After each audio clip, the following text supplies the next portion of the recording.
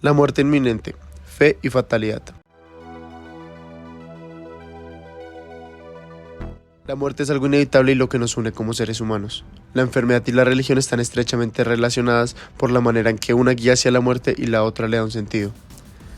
Es por eso que en este video vamos a abordar temas como la fe y la relación con la curación, la cercanía con Dios en tragedias como la peste negra y la enfermedad como una forma de salvación más allá de lo terrenal.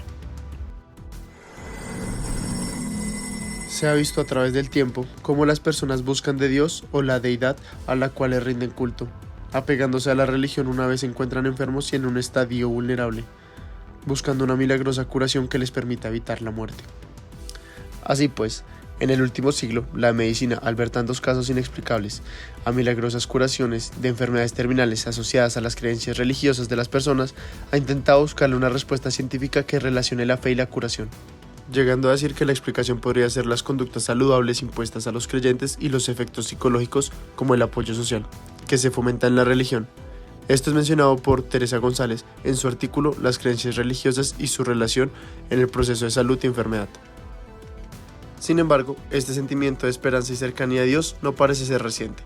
Desde las épocas de la peste negra se evidencia una relación íntima del humano enfermo y vulnerable con la figura de salvación, Dios.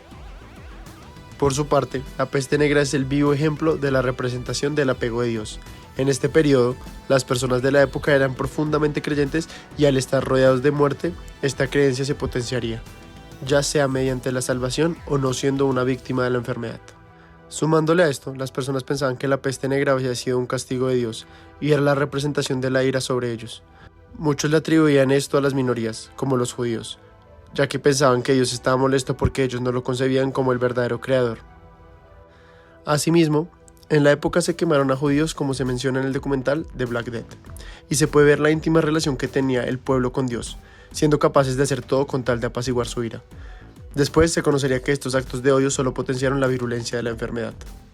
A su vez, en la peste negra, la institucionalidad de la iglesia se encontraba en una crisis constante. El Papa, siendo la voz del Dios en la tierra, no podía contraer la enfermedad. Además, seguida de la muerte de sacerdotes, la iglesia dejó de poner los mismos requerimientos para que las personas pudiesen llegar a acceder al cargo de manera más rápida. La iglesia fue una herramienta de curación emocional al momento de aconsejar al pueblo que la oración y la devoción daría la ruta a la salvación, proporcionando al pueblo un escapismo que les permitiría concebir la idea de un posible futuro mejor si se seguía a Dios. De igual forma, en los siglos medievales, las personas estaban prácticamente expuestas casi a diario a la muerte, enfrentando de manera continua pestes, hambrunas y viviendo en una guerra constante, contribuyendo significativamente a la aceptación de un destino fatalista en la mentalidad de la sociedad de entonces. Así pues, aunque la relación con Dios era íntima, el pesimismo de la época reinaba entre las personas, lo que podemos relacionar con memento mori, dictum, del latín que significa recuerda que morirás, que refleja el sentimiento de las personas al tener la muerte en todas partes. Por ejemplo, la danza macabra dentro de las sociedades empezó a manifestarse a raíz de la peste negra. Este ritual se realizaba con el objetivo de disipar el miedo y familiarizarse más con el inevitable momento de la muerte, como lo expresa Umberto Eco. Lo anterior contrasta notablemente con la edad contemporánea, donde la belleza y la juventud están siempre en un constante auge, relegando a la muerte a un segundo plano. Lo anterior lo podemos relacionar con la pandemia más reciente, es decir, la de COVID-19, donde la esperanza de la mayoría de personas se centraba primordialmente en la medicina y en los avances tecnológicos. Por su lado, en la Edad Media, como ya se mencionó anteriormente, la muerte era mayormente aceptada por la sociedad y la esperanza residía principalmente en una perspectiva celestial y en la llegada del reino de los cielos. De manera similar, podemos notar cómo, mientras en las anteriores épocas cuando se presentaba un desastre, la cercanía con Dios era fundamental desde una perspectiva religiosa, en los tiempos modernos se tiende a culpar a Dios por las tragedias, lo que es evidenciado en el texto sobre la peste negra de Luisa Handley. De manera que podemos determinar que se encuentra una similitud entre ambos casos, donde la esperanza juega un rol fundamental dentro de la sociedad cuando se encuentra en una época de crisis. No obstante, la enfermedad, aunque comúnmente puede ser asociada a un temor la cual se debe buscar ayuda o amparo, también se puede considerar una forma de salvación según una perspectiva religiosa. De esta forma, la Iglesia sostenía una perspectiva sobre el sufrimiento en la vida terrenal, considerándolo principalmente como una ilusión engañosa del elogio humano. Desde este punto de vista, se interpreta como el sufrimiento ante las torturas, armas y llamas ardientes estaban a expensas de la mentalidad humana. Sin embargo, que estos contratiempos terrenales iban a ser recompensados de una manera divina y celestial, como lo evidencia el texto de exhortación al martirio de Tertuliano, por lo que los santos iban a esperar con ansias el fin de la vida a diferencia de los pecaminosos. Un ejemplo que evidencia la perspectiva de la muerte en el medioevo se muestra en la obra de Peter Bruegel el Viejo, El triunfo de la muerte, donde se refleja el miedo y la conciencia de la mortalidad que persistieron en las generaciones posteriores. También podemos apreciar la personificación de la muerte como los esqueletos distribuidos en toda la pintura, lo que sugiere una omnipresencia y una posible inexorabilidad de la muerte.